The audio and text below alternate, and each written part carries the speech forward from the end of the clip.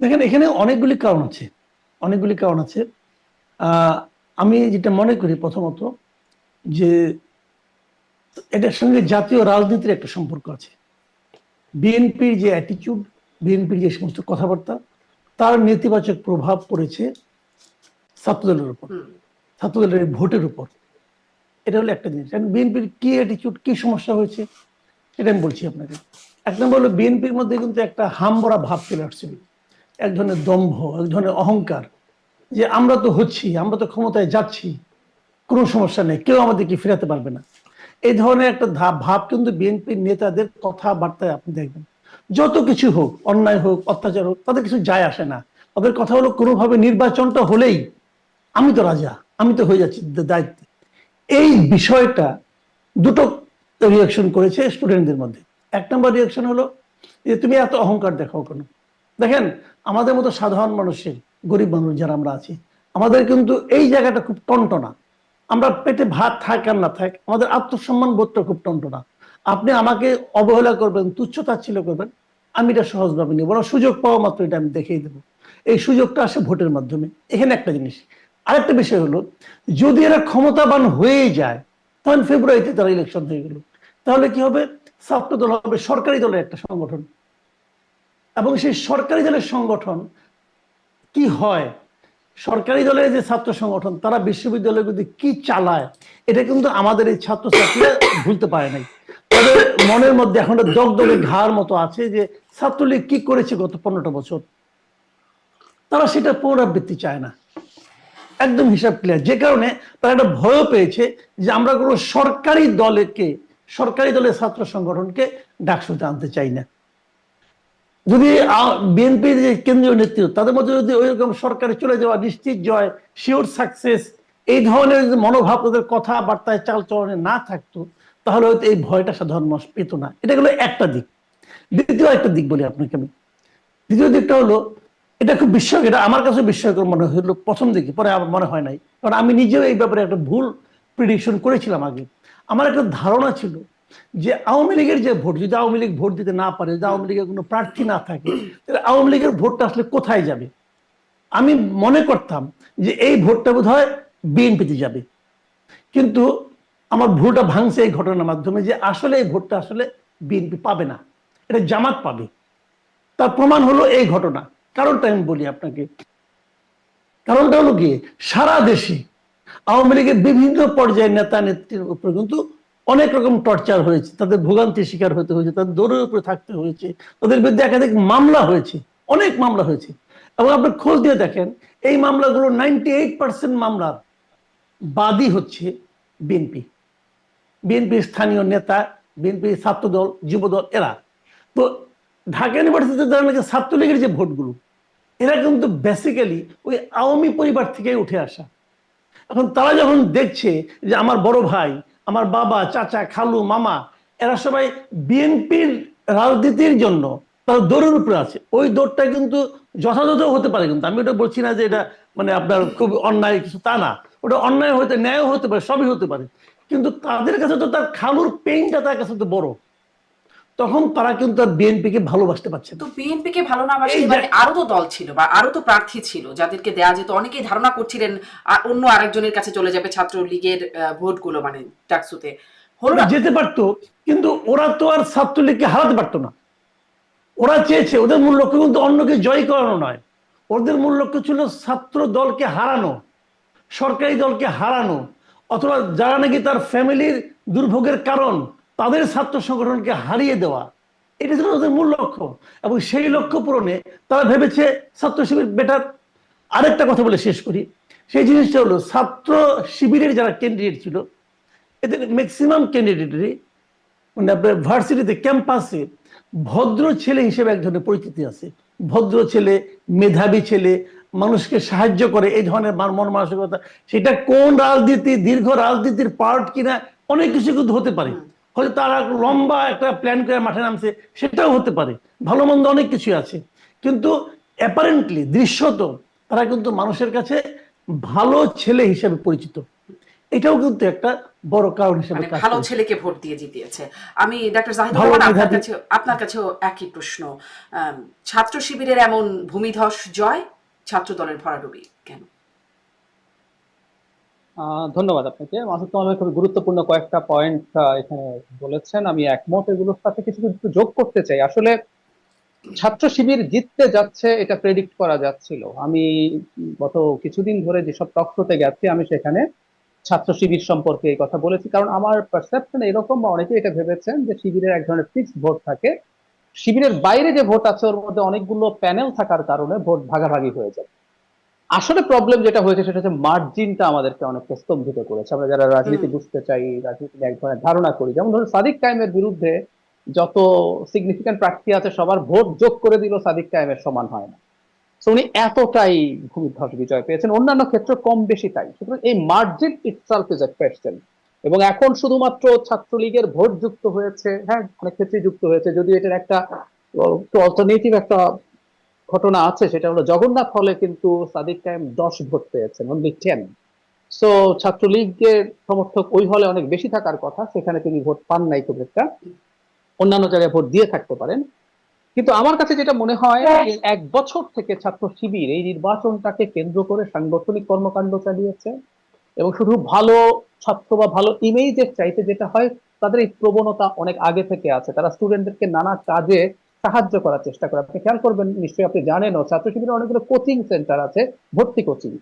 ওই ভর্তি কোচিং এর সময় থেকেই শুরু হয় তারা স্টুডেন্টদের সাথে যোগাযোগ করা। সেই স্টুডেন্টরা যখন ভার্সিটিতে আসে, তার প্রয়োজন অপ্রয়োজনে, গত 1 বছর আমি এটা পার্সোনালি জানার চেষ্টা করেছি, হলগুলোতে তারা স্টুডেন্টদের প্রয়োজন মেটানোর চেষ্টা করেছে। কোনো স্টুডেন্টের যদি ফিনান্সিয়াল ক্রাইসিস থাকে, তাকে ফিনান্সিয়াল সাপোর্ট দেওয়ার চেষ্টা করেছে। আমরা তো ওই পানির ফিল্টার দেওয়ার কথা, মানে খুবই খুবই আধুনিক পানির ফিল্টার হলগুলোতে দেওয়া হয়েছে। এরকম স্টুডেন্টদের জন্য কিছু ওয়েলফেয়ার করার চেষ্টা করেছে তারা। এবং খেয়াল করবেন, ওনারা জামায়াতে ইসলামী ছাত্র সংগঠন, ইসলামী ছাত্র সংগঠন, ওনারা ধর্মকে খুব বেশি সামনে নিয়ে আসেন নাই এবার। এবং তারা এক ধরনের সেন্ট্রিস্ট অ্যাটিটিউড বা সেন্টার রাইটের অ্যাটিটিউডের মতো, এবং একজন নারী ক্যান্ডিডেট তাদের প্যানেলে ছিলেন যিনি হিজাব দূরে থাকুক, তিনি ওড়না মাথায় দেন না, মানে যেটা শিবিরের সাথে নেওয়া যায় না। ছাত্র সংস্থা বা ছাত্রী সংস্থার যে স্টুডেন্ট, ফিমেল স্টুডেন্টরা নেকাবও পড়েন। তো সেই জায়গায় তারা এই ধরনের একটা ইমেজও দেখানোর চেষ্টা করেছেন। এবং দিনের শেষে আমার কাছে মনে হয় যে তারা স্টুডেন্টদের পাশে থেকেছেন, সাংগঠনিকভাবে কাজ করেছে। উল্টো দিকে বিএনপি নির্বাচনে ছাত্রদল যাবে কি যাবে না এই সংশয়ে ভুগলো দীর্ঘদিন। তারা এই নির্বাচনটা প্রাথমিকভাবে মনে হয়েছে করতে চায়নি, পরে তারা যখন সিদ্ধান্ত নিল, প্যানেল দিতে দেরি করলো, এবং তাদের ক্যাম্পেইনের জন্য খুব বেশি সময়ও আসলে হাতে ছিল না। সুতরাং কিছু আহ জাঁকজমক, কিছু চটক দেখানো আর সাংগঠনিক ভাবে বেস তৈরি করে সেই বেসকে দিয়ে সবার সাথে পার্সন টু পার্সন কমিউনিকেট করা ডিফারেন্ট জিনিস। ছাত্র শিবির নিজের নামে অথবা তাদের আরেকটা পরিচয়, আমি এভাবে বলবো যে সাধারণ শিক্ষার্থী নামেও তাদের এক ধরনের স্টুডেন্টদের সাথে যোগাযোগের জায়গা মানে আছে। এটাও আমার একটা কোনো না প্রশ্ন কোনো ডাক্তার সাহেদ, এটাও আমার একটা প্রশ্ন, মানে তারা তো আসলে ছাত্র শিবির নামে ডাকসু নির্বাচনটা করে নাই, ঐক্যবদ্ধ শিক্ষার্থী জোট ব্যানারে তারা এই ডাকসু নির্বাচন করলো। আপনি যে কৌশলগুলোর কথা বলছিলেন, যে যেমন বিশেষ করে নারী প্রার্থীর কথা বলছিলেন, এটিও কি একটা কৌশলের অংশ, ঐক্যবদ্ধ শিক্ষার্থী আমি জোট? আমি আমি আমি মনে করি ছাত্র শিবির নামটার মধ্যে একটা নেগেটিভ কনোটেশন আছে, আমরা মানি বা না মানি, এটা হয়ে গেছে, তারা সেটা করেছেন। আর মাসুদ কামাল ভাই, বিএনপির ওই যে মামলার যে কথা বললেন আওয়ামী লীগের ক্ষেত্রে, হুম। আবার একই সাথে আমি বলবো বিএনপির বিভিন্ন জায়গায় যে বিএনপির লোকজন গ্রাসরুটে অনিয়মের সাথে জড়িয়েছে, চাঁদাবাজি, দখলদারি, এসবের সাথে জড়িয়েছে, এই স্টুডেন্টদেরই বাড়ি ওইসব জায়গায় আছে, তার পরিবারের কেউ না কেউ এগুলো দ্বারা অপ্রেসড হচ্ছে হয়তো, ওগুলোর এক ধরনের প্রভাব এখানে এসে পড়তে পারে। সবকিছু মিলেই এটা হয়েছে। আর আমি একটা কথা একটু বলে রাখা জরুরি বলে মনে করি, খুব ইম্পর্টেন্ট এটা, আওয়ামী লীগের অপশাসনও ছাত্র শিবিরকে স্টুডেন্টদের মধ্যে, আমি এটা নিয়ে ডিটেইলও কথা বলবো হয়তো কখন, আমি একটু বলে রাখি, খেয়াল করবো আওয়ামী লীগের সময়ে ছাত্র শিবিরকে বিশেষ করে মারাত্মক রকম অত্যাচার করা হয়েছে। মানে আমরা আওয়ামী লীগের সময়, মানে আমরা আওয়ামী লীগকে স্বাধীনতা বিরোধী ট্যাগ দেয়া, তারা স্বাধীনতা বিরোধী মানে এই অর্থে যে তারা এখন সেটা ওন করে, আমরা সমালোচনা করতে পারি, আমরা তাদেরকে নানা রকম তাদের আচরণগত ইস্যু নিয়ে কথা বলতে পারি, কিন্তু তাকে ফ্রি রাজনীতি করার সুযোগ দেওয়া দরকার ছিল। আওয়ামী লীগের সময় ছাত্র শিবিরকে বিশেষ করে ডিহিউম্যানাইজ করা হয়েছে। আপনার কারো গায়ে যদি ছাত্র শিবির ট্যাগ দিয়ে দেওয়া যায়, ওকে আপনি মেরে ফেলতে পারেন। আমার একটা ঘটনা মনে পড়লো, সেটা হচ্ছে ওই যে কুপিয়ে হত্যা করা হলো, ওর নাম যেন কি ছিল, বিশ্বজিৎ। বিশ্বজিৎকে যখন কুপিয়ে হত্যা করা হলো, ফেসবুকে লোকজন লিখছে ও তো হিন্দু, ও তো শিবির হতে পারে না। মানে ব্যাপারটা এইরকম যে শিবির হলে কোপানো যায়, বিশ্বজিৎ হিন্দু, ও তো শিবির হতে পারে না। আবরার ফাহাদের ক্ষেত্রে একই আলোচনা করছে, আবরার ফাহাদ শিবির না, তো শিবির হলে কিন্তু পিটিএ মেরে ফেলা যায়। তো শিবিরের উপরে একটা সিস্টেম্যাটিক অপারেশন চালানো হয়েছে। আমার মনে পড়ে শেখ হাসিনার সময় একবার বুয়েটের কিছু স্টুডেন্ট টাঙ্গুয়ার হাওড়ে না কোথায় জানি নৌকা ভ্রমণ করতে গেছে, ওদেরকে ধরে থানায় ঢুকিয়ে ফেলা হয়েছে, ওরা নাকি শিবির, ওরা ওখানে নাকি কি বৈঠক করতে গেছে। তো এই যে অত্যাচার করা হয়েছে, শিবির অত্যাচারিত ছিল, শিবির মজলুম ছিল, এটাও অনেক স্টুডেন্টের সিম্প্যাথি পেতে সাহায্য করেছে জি আমি মনে করি। জি আসলে এখান থেকে এই প্রশ্নটা আসে, যদিও এই প্রশ্নটা আজকের জন্য রেলিভেন্ট না, তবুও করে রাখি যে এই মজলুম ট্যাগ পেয়ে আবার ছাত্রলীগ বা আওয়ামী লীগ তারা সামনের দিনে এই বেনিফিটটা পাবে কিনা সামনের দিনে, এটা পেতে পারে, পেতে পারে, হ্যাঁ নিশ্চয়ই পারে, নিশ্চয়ই পারে। জি। আর আপনি বলছিলেন বা মাসুদ কামালও বলছিলেন যে বিএনপি মামলাগুলোর 98% মাসুদ কামাল বলছিলেন যে মামলাগুলো বিএনপির লোকজন করেছেন। মানে জামাত শিবিরের কোনো ভূমিকা কি ছিল না আওয়ামী লীগকে, মানে যার কারণে আসলে আওয়ামী লীগের ভোট বা ছাত্রলীগের ভোটগুলো এই পাশে চলে আসছে ছাত্র শিবিরের কাছে? জামাত শিবিরের কোনো বিএনপির মতো কোনো দায় বা জায়গা নাই? মাসুদ কামাল, আপনার কাছ থেকে একটু শুনি। আচ্ছা, আমি না এখানে আমি আজকে আমি সারাদিনে আজকে বিভিন্ন জনকে কিন্তু টেলিফোন করেছি, যোগাযোগ করেছি যে এই জিনিসটা বোঝার জন্য, যে আমি আসলে কি বুঝতেছি, তারা কি বুঝতে, একটা এক্সচেঞ্জ করার জন্য আর কি মতামত। এবং আমি 2-3টা ঘটনা জানলাম, আমি খুব বিস্মিত হলাম। সেই ঘটনাগুলো হলো এমন যে থানা পর্যায়ে অথবা জেলা পর্যায়ে পর্যন্ত কোনো একজন ব্যবসায়ী, সেই ব্যবসায়ীর বিরুদ্ধে মামলা হয়েছে, মামলা হওয়ার পর সে অ্যারেস্ট হয়ে গেছে, তার ব্যবসাটা কে চালাবে? এবং দেখা গেছে ওই ব্যবসায়ীটা হয়তো ব্যবসার হয়তো লুটপাট হয়ে যেত, বিএনপির লোকজন লুটপাট করে ফেলতো, অথবা বিএনপি হয় না, হয়তো বিএনপি নামধারী কেউ, ওরকম হতে পারে। সে তো বিএনপিও না, কিন্তু সে বিএনপি নাম নিয়ে আসছে, তাকে কে জিজ্ঞাসা করবে, কে চ্যালেঞ্জ করবে? এই সময়ে ওই ব্যবসায়ীর পক্ষে জামাতের লোকজন দাঁড়িয়ে পড়ছে। মানে আমি বিস্মিত, এবং আমাকে অনেকে বললো যে ঘটনাগুলো এরকম হয়েছে অনেক জায়গায়, যে জামাতের লোকজন আওয়ামী লীগের ওই ব্যবসাটাকে, আওয়ামী লীগের ওই লোকটার ব্যবসাটাকে মানে আপনার প্রোটেকশন দিচ্ছে, যে না এটা করা যাবে না, ওনার ব্যবসা উনি করুক, ওনার ওই ভদ্রলোকের ছেলে অথবা তার ফ্যামিলি কেউ সেই ব্যবসাটাকে ধরছে এবং সেটাকে প্রোটেকশন দিচ্ছে জামাতের লোকজন। এই ধরনের ঘটনা কিন্তু অনেক জায়গায় ঘটেছে। এবং আমি এমনও জানি, এটা একদম আমার নিজের ফ্যামিলিতে জানি, আমার মানে আমার শ্বশুরবাড়ি এলাকায় একটা ঘটনা বলতে পারি আপনাকে। ওখানে মানে ছাত্র যে আপনার ওই গত বছর অগাস্টের সময় ঘটনাটা ঘটেছিল। ছাত্র দলের এক ছেলে, সে ছাত্রলীগের স্থানীয় সভাপতি ছিল সে, তখন পরে তাকে বাদ দিয়ে দেওয়া হয়েছে। সেই ছেলে যে লুটপাট করতে করতে গরু নিয়ে গেছে এক ফ্যামিলির থেকে, এবং সন্ধ্যার সময় সেটা আবার ওখানকার যে মানে জামাতে ইসলাম যারা করে তারা আবার ফেরত দিয়েছে ওই লোককে, ওই ফ্যামিলিকে। এবং ওরা তো মানে নিয়ে গেল ছাত্র দলের লোকজন, ফেরত দিল শিবিরের লোকজন, মানে আপনার জামাতের লোকজন। এইভাবে কিন্তু অনেক জায়গায় জামাতের কিন্তু একটা ইতিবাচক ভূমিকা আছে। দেখেন জামাত করেছে কি, তাহলে তো এই যদি সমীকরণটা হয়, মানে একদম গ্রামেগঞ্জের সমীকরণটা যদি এরকম হয়, তাহলে তো জাতীয় রাজনীতির সমীকরণটাও তো বদলে যাওয়ার কথা, মানে ভোটের সমীকরণ। রাইট। দেখেন জামাত কি করছে, আমি যখন মাঝে মাঝে মনে হয় যে জামাতের যে রাজনৈতিক প্রজ্ঞা, তার কাছে বিএনপি আসলে শিশু, জাস্ট শিশু। আমি আপনাকে একটা ঘটনা বলি, দেখেন জামাত কি করেছে। জামাত কিন্তু প্রশাসন দখল করে নিছে। অগাস্টের পর থেকে তারা কোনো ঝামেলায় যায় নাই, প্রশাসনের কি পয়েন্টগুলোতে তাদের লোকজনকে বসাই দিচ্ছে। এখন তারা বিশ্ববিদ্যালয়গুলো দখল করবে এবং খুব সিস্টেমেটিক ওইটা দখল করবে। আপনি দেখবেন, আপনি চোখের সামনে যাবেন, আপনি বিএনপি করবেন, আপনি বিএনপি লিডার, আপনি বলবেন যে এরকম হচ্ছে, তার গা জ্বলবে, ফিরাতে পারবেন না ভাই। তারা সিস্টেমেটিক ওইটা তারা কাজ করছে, তারা একটা ভিশন নিয়ে মাঠে নামছে।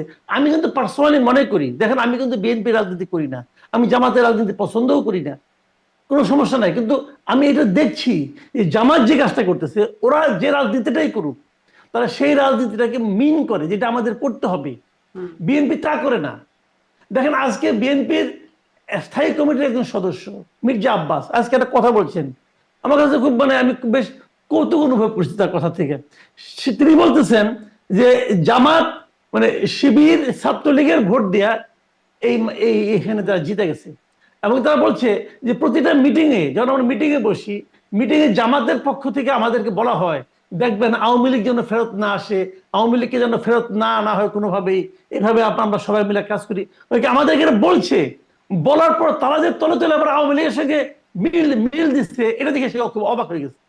ভাই, অবাক হওয়ার কিছু তো নাই। রাজনীতি তো ভাই সিরাতুল মুস্তাকিম না, এটা সহজ সরল পথ না।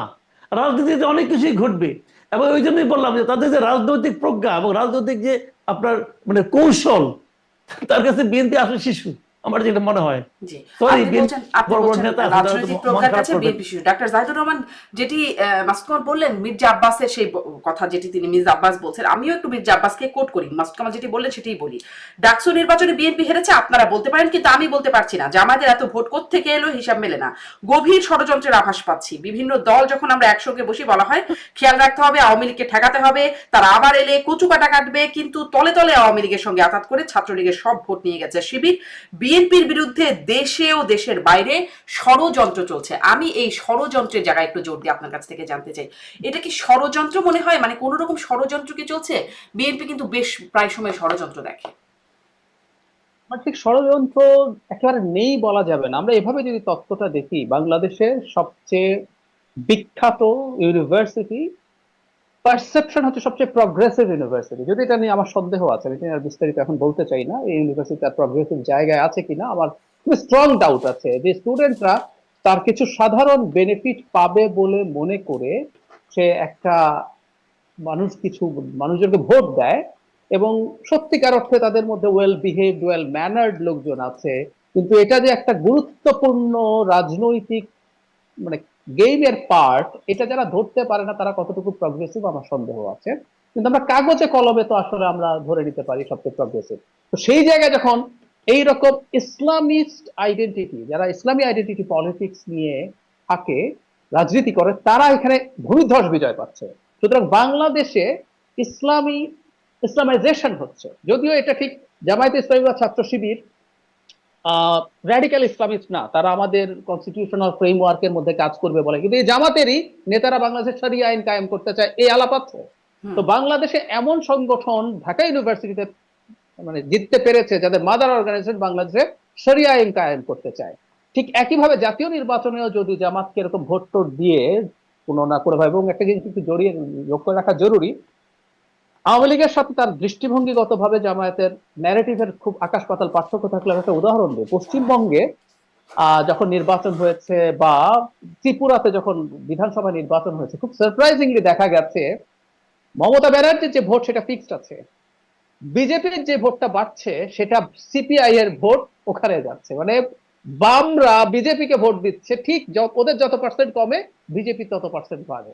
তো এই ঘটনা ঘটতে পারে, এই ঘটনা ঘটার খুবই সম্ভাবনা আছে। এখন বাংলাদেশে যদি এই ধরনের ইসলামী দল অনেক বেশি ভোট পায়, বিশেষ করে 26 সালের এপ্রিল মের কথা আমি বলি বারবার, সেটা হচ্ছে পশ্চিমবঙ্গ বিধানসভা নির্বাচন আছে, এখানে এই ধরনের রাজনীতি খুবই মাথাচাড়া দিয়েছে। এটা ইন্টারন্যাশনালি যেমন আছে, ভারতের ডোমেস্টিক পলিটিক্স এর জন্য খুবই জরুরি। সুতরাং এইরকম একটা, আবার আমি বলি এটাকে খুব ষড়যন্ত্র কি বলা যাবে, নির্বাচনে তো এর ভোট ওকে দেয়া, তার ভোট তাকে দেয়া, এগুলো হতেই পারে।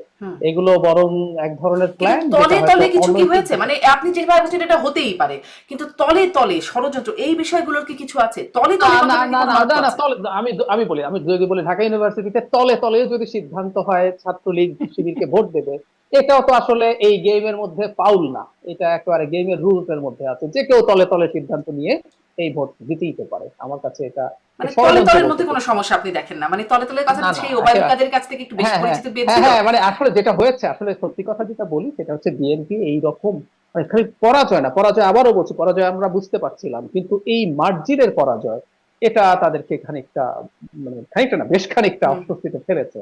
এখন তারা তো কোনো না কোনো একটা ন্যারেটিভ সামনে আনতে হবে।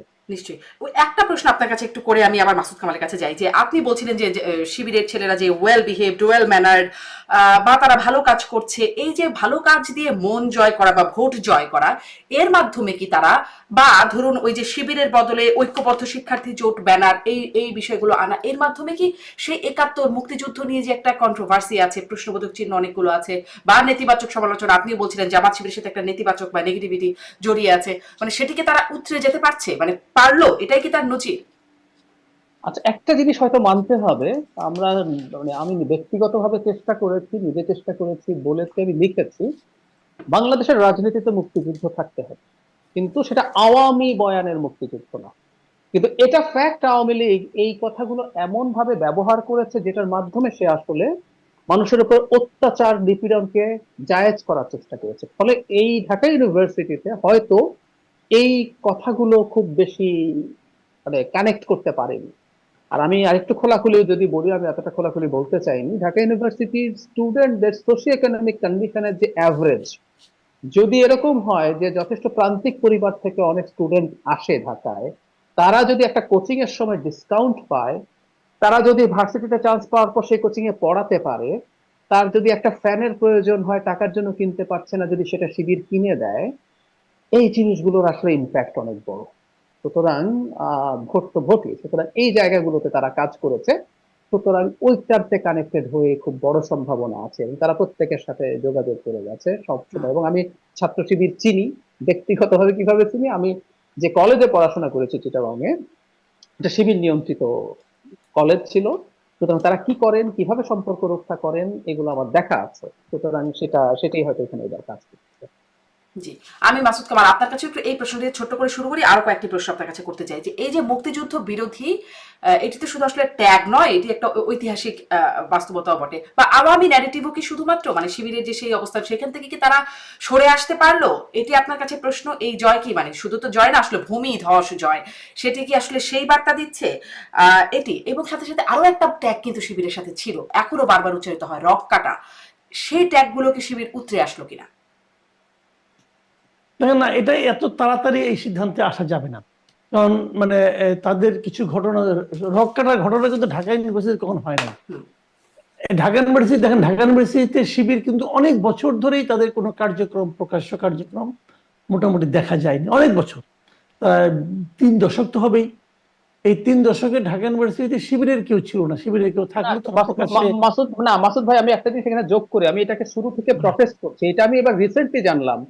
হ্যাঁ, বাংলাদেশের ওই ঢাকা ইউনিভার্সিটি ক্রিয়াশীল সব ছাত্র সংগঠন একত্রে কি যেন একটা নাম দিয়েছিলেন, তারা তারা সিদ্ধান্ত নিয়েছিলেন শিবিরকে প্রকাশ্যে রাজনীতি করতে দেবেন না। এটা ঢাকা না, শুধু জাহাঙ্গীরনগর ইউনিভার্সিটিতেও আছে। আমি খুব স্ট্রংলি এটাকে প্রটেস্ট করি যে সব সংগঠন মিলে, যে সংগঠনটা নিষিদ্ধ না, শিবির তো নিষিদ্ধ ছাত্র সংগঠন না, কোন অধিকারে তারা তাকে এরকম রাজনীতি করতে দেবে না সিদ্ধান্ত নিয়েছে, এবং ওই সিদ্ধান্তের কারণেই আসলে শিবির রাজনীতি করতে পারেনি।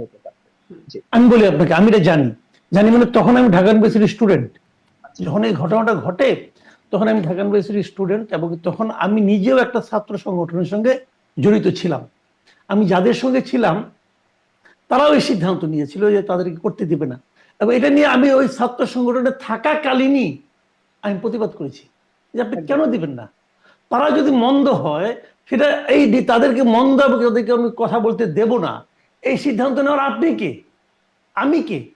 আমি তাদের কর্মকাণ্ড নিয়ে আলোচনা করতে পারি, আমি তাদের কর্মকাণ্ড নিয়ে ক্যাম্পেইন করতে পারি, মানুষকে বোঝাতে পারি তাদের কেন রাজনীতি তাদেরকে সমর্থন করা যায় না, কিন্তু আমি তাদেরকে কথা বলতে দেব না, এটা আমি ভাই পক্ষে না। এবং আমি এখনো কিন্তু ওই একই দৃষ্টিভঙ্গি সবসময় পোষণ করি, আমি কোনো নিষিদ্ধের পক্ষে না। যাক, সেটা অন্য প্রসঙ্গ, ওই লাইনে আমি যাচ্ছি না। তো এখন এখানে যেটা হয়েছে, সেই ট্যাগটা কিন্তু ঢাকা ইউনিভার্সিটিতে কিন্তু কখনো রক্ষার কোনো ঘটনা আমি দেখিনি, আমার মনে পড়ে না। হইতে পারে, আমি আমার যদ্দূর মনে পড়ে আমি এরকম রক্ষার কোনো ঘটনা দেখিনি। রক্ষার ঘটনা রাজশাহী ইউনিভার্সিটিতে হতো, অনেকগুলি হয়েছে কিন্তু, এবং সেটা শিবিরের নেতৃত্বে হয়েছে বলে আমরা তখনও শুনেছি। সে সমস্ত কারণ ছিল, কিন্তু ঢাকা ইউনিভার্সিটিতে ওই ট্যাগিংটা ছিল না। কিন্তু ওই ট্যাগিংটা কিন্তু অনেক বড় ঘটনা ছিল।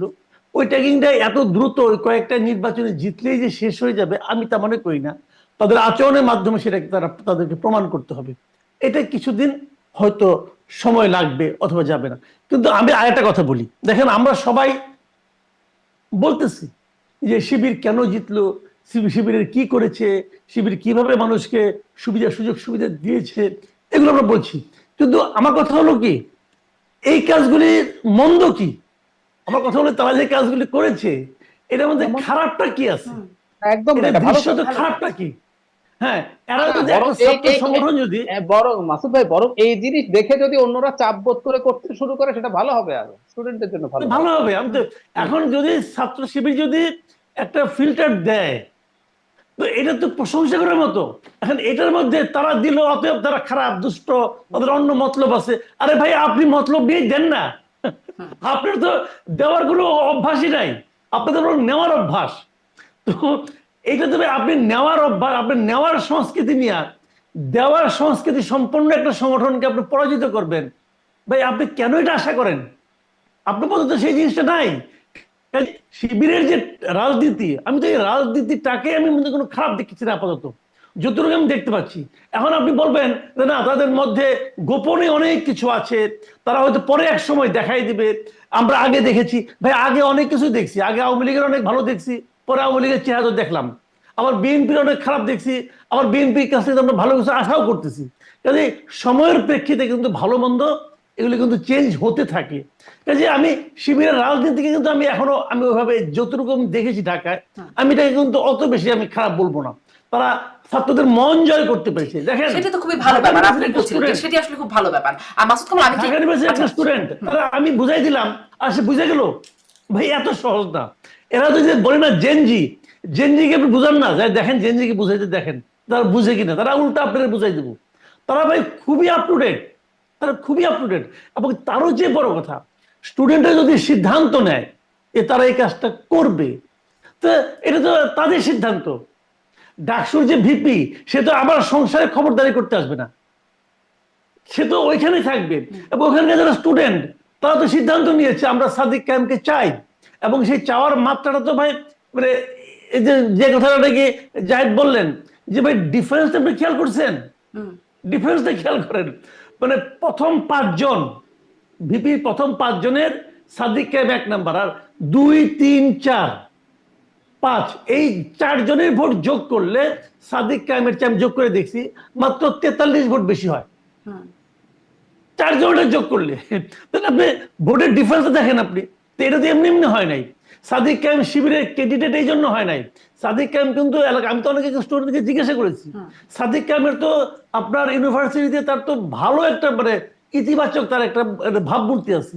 তো এই ভাবমূর্তিগুলো আপনি ক্রিয়েট করেন। আপনি বলছিলেন মাসুদ কামাল, আপনি বলছিলেন যে প্রশাসন দখল করেছে, এখন বিশ্ববিদ্যালয়গুলো দখল করছে। এই অভিযোগটা জামাতের বিরুদ্ধে বারবার বলা হয়, আগেও বলা হয়েছে যে বিশ্ববিদ্যালয় তারা দখল করেছে, বিশ্ববিদ্যালয়ের ভিসি থেকে শুরু করে প্রশাসন দখল করেছে। এই ডাকসু নির্বাচনের ক্ষেত্রেও প্রশাসনের বিরুদ্ধে অভিযোগ উঠেছে। এই অভিযোগগুলোকে আমি একটা কথা বলি, জি আমি একটা কথা বলি আপনাকে, আমি কিন্তু এটা অভিযোগ করি, আমি যেটা বলি সেটা আমি বলি যে প্রশাসন দখল করাটা এটা অভিযোগ, ওইটা অভিযোগ। আর বিশ্ববিদ্যালয় যদি আপনার নির্বাচনের মাধ্যমে তারা দখল করে, এখন তো আসলে নির্বাচনের মাধ্যমে এইটা তো নির্বাচনের মাধ্যমে, ডাকসু তো নির্বাচনের মাধ্যমে, ডাকসু হলো, আমি বলছিলাম মানে যদি ডাকসু নির্বাচনের মাধ্যমে হয়, নির্বাচনের মাধ্যমে হয়, যদি জাকসু নির্বাচনের মাধ্যমে হয়, যদি নির্বাচনের মাধ্যমে হয়, ওটা কিন্তু অভিযোগ না, ওটা হলো তাদের জয়, তাদের প্রাপ্য। ওটা তারা যদি সেটা দখল করতে পারে তারা অগ্রসর হয়ে যাবে, এগিয়ে যাবে। দেখেন জাতীয় নির্বাচন এটা প্রভাব পড়বে সেটা কিন্তু আমি ওইভাবে বলছি না। জাতীয় নির্বাচন প্রসঙ্গ নিশ্চয়ই আপনি আনবেন, আমি মনে হয় এখন বলবো না, আপনি পরে আনবেন তো তখন বলবো।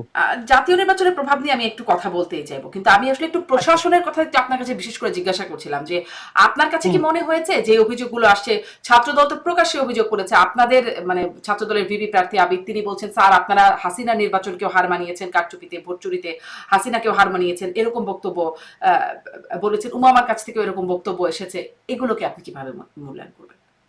এগুলোকে আমি এই যে হেরে গেলে না একটা মন খারাপ হয়, ওই মন খারাপ হলে অনেক অনেক কিছু বলে।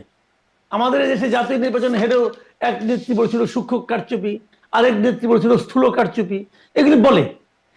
এই বলাটাকে আমি খুব গুরুত্ব দিলাম। 2 দিন পরে দেখবেন তারা এটা বলবে না, কারণ হেরে গেলে এখন তো একটা অজুহাত দিতে হবে। আমরাও তো ছোটবেলায় পরীক্ষা খারাপ করলে বলতাম যে স্যার সিলেবাসের বাইরের থেকে প্রশ্ন করছে, তো সিলেবাসের বাইরে থেকে প্রশ্ন করে আমি শান্তি পাওয়ার চেষ্টা করতাম, আমি আমার বাপ মাকে বুঝাইতাম।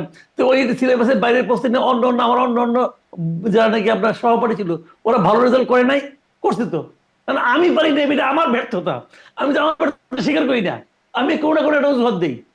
এখানে একই জিনিস ভাই, শুনেন আমি বলি, ঢাকা ইউনিভার্সিটি যদি এরকম মানে 3 গুণ 4 গুণ ভোট পাওয়ার মতো কারচুপি হয়ে থাকে, তাহলে এই স্মার্ট ছেলে মেয়েগুলো কেউ বুঝলো না, কেউ দেখলো না।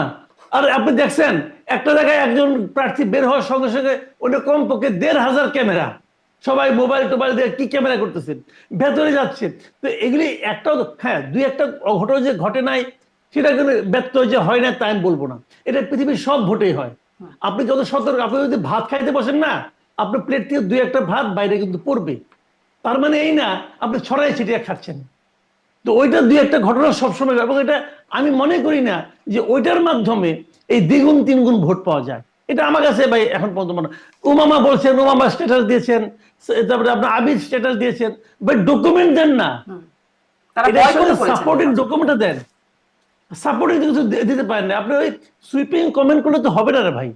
আমি ডাক্তার জাহিদ আপনার কাছ থেকে এটা নিয়ে ছোট্ট একটা মন্তব্য জানতে চাই যে বিশ্ববিদ্যালয় প্রশাসনের ভূমিকাকে আপনি কিভাবে দেখেছেন? তাদের বিরুদ্ধে কারচুপি অভিযোগ, হাসিনাকে ছাড়িয়ে যাওয়ার অভিযোগ কিন্তু তুলছেন প্রার্থীরা, আর আবিদ এবং ওবামা বয়কটও করেছেন নির্বাচন, প্রশাসনের বিরুদ্ধে অভিযোগ তুলে। আমরা গতকাল যে শিক্ষক নেটওয়ার্ক আছে ঢাকা ইউনিভার্সিটি, তারা একটা সংবাদ সম্মেলন করেছেন। আমি পুরো সংবাদ সম্মেলনের পুরো বক্তব্যটা শুনেছি। ডক্টর সামিনা লুৎফা একদম বিস্তারিত ভাবে বলেছেন কি কি অনিয়ম আছে, এবং তাদেরই একটা মূল্যায়নকে আমি গ্রহণ করি যে কিছু অদক্ষতা, কিছু মিসম্যানেজমেন্ট আছে, কিন্তু নির্বাচনে এমন কিছু হয়নি যেটা আসলে নির্বাচনের ফলাফলকে প্রভাবিত করতে পারে। তখন কিন্তু ফলাফল আমাদের সামনে আসেনি। এখন আমি খুব খুশি হতাম উমামা যদি বা আবিদ যদি এই নির্বাচন নিয়ে কিছুটা প্রশ্ন করে মেনে নিতেন। এখন উমামা যে বক্তব্য ব্যবহার করেছেন হাসিনার সময় কেউ হার মানিয়েছে, এটা অনেক বেশি এক্সাজারেশন, অনেক বেশি এক্সাজারেশন। এটা দরকার ছিল না। কারণ আমাদের, যেমন আমি একটা ছোট উদাহরণ দিই, আমি আমার পার্সোনাল চ্যানেলে একটা ভিডিও করেছি, তো ওখানে বলেছি যে এই নির্বাচনে আমিও হেরেছি। মানে আমিও হেরেছি মানে এই, আমি একটা আমার আমার অ্যাক্টিভিস্টের জায়গা থেকে আমি একটা স্ট্যান্স নিয়েছিলাম। আমি চেয়েছিলাম, আমি আমি কিন্তু আমার অ্যানালিসিস বলছিল শিবির জিতবে, এটা আমি বলেছি, কিন্তু এত মার্জিন হবে সেটা বুঝিনি। কিন্তু আমি চেয়েছিলাম এবং আমি অ্যাপিল করেছিলাম যে শিবিরকে যেন ভোট না দেয়, এর বাইরে যে যাকে ইচ্ছা তা করবে। আমার নিজস্ব কিছু, মানে বিশেষ করে আইডেন্টিটি পলিটিক্স, মানে মুক্তিযুদ্ধ যদি সরিয়েও রাখি এই ন্যারেটিভ, এটা তো আছেই, আইডেন্টিটি পলিটিক্স আমি পছন্দ করি না। এখন হয়তো হয় নাই, এবং আমি খুব সহজে বললাম এখানে আমিও হারছি নির্বাচনে সামহাও। সো এই এই এই ব্যাপারটা দরকার আছে। উমামা ভালো করেছেন, এবং উমামার সামনে খুব চমৎকার ভবিষ্যৎ আছে। তার, তিনি স্বতন্ত্র দাঁড়িয়েছেন, দাঁড়িয়ে তিনি যে ফলাফল করেছেন, তিনি ব্যক্তিগতভাবে আমরা চিনি, তিনি অত্যন্ত সৎ এবং প্যাশনেট একজন মানুষ। কিছু রাজনৈতিক চিন্তা বুদ্ধি যদি এর সাথে বয়সের সাথে যুক্ত হয়, বাংলাদেশের রাজনীতির কথা বলছি, উনি ভালো করবেন। কিন্তু এই ধরনের মন্তব্য করাটা এটা খুবই এক্সাজারেশন হয়েছে, এটা দরকার ছিল না। আর ওই যে সামান্য কিছু এদিক সেদিক অনিয়মের কথা এসছে, হয়ে থাকতে পারে, সেটা নির্বাচনকে এই পর্যায়ে, মানে মার্জিনটা যদি খুব অল্প কিছু হতো তাহলে হয়তো এটা ধোপে এই ভোট গণনার সময় তিনি এটাকে সার্কাস বলে আখ্যায়িত করেছেন, তিনি লিখেছিলেন যে চলে গেছে সার্কাস। হ্যাঁ হ্যাঁ, আমার কাছে মনে হয় যে তিনি খুবই হার্ট হয়েছেন, এবং তারপরও রাজনীতি করতে গেলে কিন্তু এই মাথা শান্ত রাখতে পারতে হবে। এমন কোন রাজনীতিবিদরা রেটরিক ব্যবহার করে, ঠিক আছে, কিন্তু এটাকে এমন জায়গায় নিয়ে যাওয়া উচিত হবে না যে যেটা একেবারে বিশ্বাসযোগ্যতার ধারে কাছে থাকে। ওনাদের উচিত ছিল কিছু প্রশ্ন তুলে রাখা, যে এই কিছু মিসম্যানেজমেন্ট হয়েছে, এটা হয়েছে, তারপর আমরা আমাদের এই রায়টা এক্সেপ্ট করছি, এটা বললে ভালো হবে। আমি এবার একটু স্বরাষ্ট্র উপদেষ্টা, এবারে জাতীয় নির্বাচন একটু যোগ করবো, সেটা হলো ছাত্র দলের ভিপি প্রার্থী নির্বাচন গ্রহণ না করলেও জিএস প্রার্থী কিন্তু এটাকে গ্রহণ করেছেন, এবং খুব সুন্দরভাবে একটা স্টেটমেন্ট দিয়েছেন, এটাকে আমি প্রশংসা করি। জি, প্রশংসনীয়। জি, মাসুদ কামাল, জাতীয় নির্বাচনের প্রসঙ্গে একটু আসি। স্বরাষ্ট্র উপদেষ্টা তিনি বলছেন যে এই নির্বাচন, মানে ডাকসু নির্বাচন জাতীয় নির্বাচনের ক্ষেত্রে মডেল হিসেবে কাজ করবে। এই বক্তব্যকে আপনি কিভাবে দেখেন? এই বার্তাকেও কিভাবে নিচ্ছেন? উনি এটা কি হিসেবে বলছেন আমি না ভাই বুঝি না, ওনার কথাবার্তা আসলে প্রায় বুঝি না। উনি আসলে কেন কি কিভাবে বলেন আমি, আমার কাছে ক্লিয়ার না। মডেলের কি আছে এখানে? কি মডেল? এখানে যে ব্যালট পেপার, ওখানে কি ব্যালট পেপার হবে? এইভাবে ভোট গণনা করবে? কি মডেলটা কিভাবে হলো? আর এটা কি ইলেকশন কমিশনার করছে? এটা কি আমাদের যে নির্বাচন কমিশন আছে তারা কি এই নির্বাচন কন্ডাক্ট করছে? তাহলে কি মিলটা, মানে জাতীয় উনি মিলটা কোথায় পাচ্ছেন? তার মানে কি এখানে শিবির জিতছে, অতএব জাতীয় নির্বাচনে শিবির জিতবে? উনি এটা বলতে চাচ্ছেন? মানে ওনার কথা আসলে আমি বুঝি না, উনি আসলে কেন কি বলেন, কিভাবে বলেন, আমার কাছে ক্লিয়ার না। আমি একটা কথা বলি আপনাকে, দেখেন এই যে নির্বাচন, এর সঙ্গে জাতীয় নির্বাচনে কোনো প্রভাব পড়বে কিনা, এটা একটা কিন্তু বেসিক পয়েন্ট। আমি আমি আগে বলেছি, আমি কিন্তু অনেকগুলি ডাকসু নির্বাচনে ভোট দিয়েছি, অনেকগুলো। কারণ অনেকগুলো এই কারণে, আমার ওই সময় আমি যখন ভর্তি হই ইউনিভার্সিটিতে, তখন এরশাদের আমল, এবং তখন ওখানে অনেক আপনার সেশন জটেছিল। আমার প্রায় 9 বছর লেগেছে এই শেষ করতে ঢাকা ইউনিভার্সিটির পার্ট, কিন্তু লম্বা সময় আমি ওখানে ছিলাম। আমি চারটা নির্বাচন অংশ নিয়েছি ডাকসুতে। আমার মনে হয় বাংলাদেশে খুব কম লোকই আছে যে 4টা ডাকসু নির্বাচনে ভোট দিতে পেরেছি। প্রথমবার মান্না আক্তার ছিলেন, তারপরে আক্তার বাবলু ছিলেন, তারপরে সুলতান মোহাম্মদ মনসুর এবং মুস্তাক হোসেন ছিলেন, শেষ পর্যন্ত আমান খোকন ছিল। এই 4টা নির্বাচনে কিন্তু আমি অংশ নিয়েছি। আমার কথা হলো কি, ডাকসু নির্বাচনের সঙ্গে জাতীয় নির্বাচনের কোনো বিল নাই। কোথায় মান্না আক্তার? মান্না আক্তার 2বার ভিপি জিএস হয়েছেন এই গ্রুপ। আবার আক্তার বাবু, আক্তার ভাই আরেকবার ভিপিও হয়েছেন। উনি কোথায়? কালীগঞ্জে পড়ে আছেন আওয়ামী লীগের এমপি। মান্না ভাই কোথায়? মান্না ভাই কি জাতীয় রাজনীতিতে? আমরা আমাদের মনে আছে, আমরা মান্না ভাইয়ের বক্তৃতা শোনার জন্য ক্লাস মিস দিতাম, যে বসে থাকতাম ওনার বক্তৃতা শুনবো। মান্না ভাই এত বড় নেতা ছিলেন আমাদের ঢাকা ইউনিভার্সিটিতে। তো মান্না ভাই জাতীয় রাজনীতিতে ওনার ভূমিকা কি এখন? সুলতান মাহমুদ মনসুর কোথায় বলেন? মুস্তাক ভাই কোথায়? মানে এগুলো কিন্তু খুব স্বাভাবিক। মানে আমি এটাই বলছি যে ডাকসু নির্বাচন দেওয়া, আর মান্না ভাই যখন পাস করছেন তখন উনি ওই বাসদের যে আছে সমাজতান্ত্রিক ছাত্র ফ্রন্ট, সেটার ভিপি দিয়েছিলেন। সমাজতান্ত্রিক ছাত্র ফ্রন্ট 3বার ছিলেন এখানে, মানে ডাকসুতে। তো 3বার থাকার পর বাসদের মাদার অর্গানাইজেশন বাসদের কি অবস্থা? কাজে ওইটা দিয়ে কিছু বোঝা যায় না। মানে ওই নির্বাচন আর সাধারণ, মানে আপনার জেনারেল নির্বাচন, জাতীয় নির্বাচন, এই দুটাকে এক করে দেখার কোনো সুযোগ নেই। যদিও ওটা মেধাবী পোলাপান, সব শিক্ষিত ছেলেরা এখানে আছে, অনেকে এটা একটা থিওরি দেওয়ার চেষ্টা করে, এই শিক্ষিত ছেলে মেয়েগুলি তাদের বাপ মাকে করে আপনার মানে প্রভাবিত করে। এটা করে আবার করে না। গ্রামে দেখেন যে কৃষক, যে তার যে ছেলে ঢাকা ইউনিভার্সিটিতে পড়ে, তার মানে ওই ফ্যামিলিতে ওই বাপের উপরে ছেলে যে মাতব্বরি করবে এটা হবে না, বাপই মাতব্বরি করবে। তারপরে সে টাকাটা দেয়, হিসাব করলো টাকার উপর। টাকা কে দেয়? যে টাকা দেয় সে মাতব্বর। এটা হলো সহজ হিসাব ভাই। কাজেই এইগুলি হয় না। নির্বাচন নির্বাচনের মতোই হবে, হয়তো বিএনপি জিতবে, কিন্তু আমার কথাটা কিন্তু সেটা না। আমার কথাটা হলো কি, যে সাধারণ মানুষ রাজনীতিটা কি দেখলো, এটার কিছু না কিছু প্রভাব তো পড়বেই। রাজনীতিটা কি দেখলো, যে একটা মানে পজিটিভ রাজনীতির প্রতি মানুষের একটা আগ্রহ বাড়বে। দেখেন আমরা শিবির সম্পর্কে কিন্তু আমাদের মধ্যে একটা প্রিকনসেপশন কাজ করে, এরা স্বাধীনতা বিরোধী, অমুক তুমুক অনেক কিছু আমরা কিন্তু বলি। জামাত সম্পর্কে বলি বলি ওনারা কি করছেন না করছেন, আমরা এটাও বলি যে ওনারা একটু ক্ষমা প্রার্থনা করলেই হয়, বললে হয় আমরা ভুল করেছিলাম। কেন বলে না? না বলে তারা ওই ওই মানে ওই আদর্শকেই ধারণ করছে। এগুলো অনেক কিছু কিন্তু আমরা বলি। কিন্তু আমার কথা হলো ওটা বলা ঠিকই আছে, কিন্তু পাশাপাশি আমরা কিন্তু এটাও দেখবো যে এখন যারা রাজনীতি করছে, যারা রাজনৈতিক নেতা যারা আছেন, শিবিরে যারা পলিটিক্যাল লিডার আছেন, তাদের বিহেভটা কি সাধারণ মানুষের প্রতি? তারা নিজেদেরকে কি মনে করে? তারা যখন সাধারণ মানুষের সঙ্গে মিশে তখন তারা কিভাবে ব্যবহারটা করে? আর পাশাপাশি অন্য অন্য যে ট্রেডিশনাল পলিটিক্যাল এটি শুরু থেকে এটি আসলে আলোচনা আসছে, তাদের ওয়েল বিহেভ, ওয়েল ম্যানার, এই বিষয়গুলো নিয়ে কথা বলছিলাম যে তার প্রভাব। তারা যেটা বলে এটা নাটক করে। ভাই নাটকটাই করেন না, নাটকটাই করে দেখেন না আমাকে, ওটাও তো করতে পারেন না। মানুষের ধমক দেন, ধমক করেন, এইগুলি। জি, আমি আসলে ঠিক এখান থেকে, এখন যেহেতু জাতীয় নির্বাচন নিয়ে কথা বলছি ডাক্তার জাহিদ আপনার কাছ থেকেও, তাহলে জাতীয় নির্বাচনে আমরা যে এতদিন ধরে বলছি যে সামনে আসলে বিএনপি অপেক্ষমান সরকার, বিএনপি নির্বাচন হলে বিএনপি জিতবে, এই যে একটা মানে এইটা একটা স্টেটমেন্ট একটা হয়ে গেছে, মোটামুটি এখন স্ট্যাবলিশড হয়ে গেছে, সেটা কি একটু শেকি হয়ে গেল? সেটা কি একটু সন্দেহ জায়গায় কোথাও তৈরি হচ্ছে, মানে শিবিরের এরকম ভূমিধস জয়ের পর? আমি মনে করি না সেই কি হচ্ছে, আপনি প্রমাণ পাবেন। আপনাকে আমি একটা জিনিস ফলো করতে বলবো, আপনি নিশ্চয়ই নিজে করবেন সেটা। যদি এরপর সেই কি হয়ে যায়, জামাত যদি জিতে যাওয়ার খুবই সম্ভাবনা থাকে, জামাত তার লোয়ার হাউসে পিআর টিআর সরিয়ে খুব দ্রুত নির্বাচনের প্রস্তুতিতে ঢুকে যেতেই পারে। জামাতের প্রার্থী নির্ধারিত আছে অলরেডি, তো তারা নির্বাচনের প্রস্তুতিতে নেমে যাক, তারা জিতে যাবে। প্রশ্ন হচ্ছে উইল দে ডু ইট? আমি মনে করি তারা এটা করবে না, কারণ তাদের নিজস্ব হিসেব নিকেশ আসলে আছে, আছে বলেই তারা এই লোয়ার হাউসে পিআর এর নামে নির্বাচনকে নিয়ে একটা ঝামেলা তৈরি করার চেষ্টা করছে। তাদের জরিপ আছে, তারা জানেন খুব ভালো মতো কি হবে না হবে।